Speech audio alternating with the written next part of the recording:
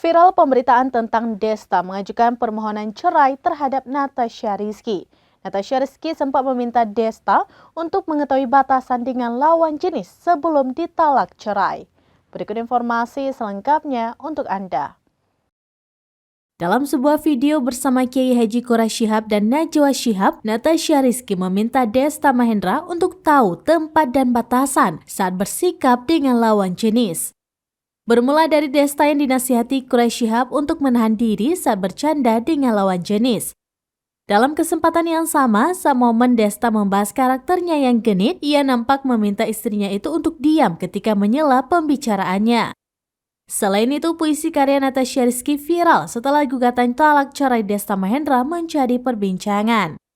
Natasha Rizky seolah mencurahkan perasaannya terkait kondisi rumah tangganya dengan Desta Mahendra melalui sebuah buku kumpulan puisi. Dalam sebuah buku bertajuk Catatan Kronik Wanita yang akrab disapa Caca ini menuliskan puisi tentang berakhirnya sebuah hubungan.